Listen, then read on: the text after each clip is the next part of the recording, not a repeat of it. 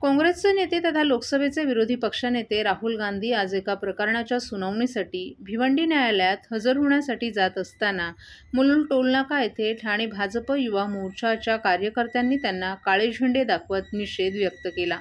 या घटनेमुळे काही काळ टोलनाका परिसरात तणावाचं वातावरण निर्माण झालं होतं। राहुल गांधींचा ताफा मुलुंड टोलनाक्यावरून जात असताना काही भाजप युवा मोर्चाच्या कार्यकर्त्यांनी घोषणाबाजी करत काळे झेंडे फडकावले। विशेष म्हणजे या ठिकाणी त्यावेळी पोलिसांचा पुरेसा बंदोबस्त नसल्यानं अनेकांनी आश्चर्य व्यक्त केले।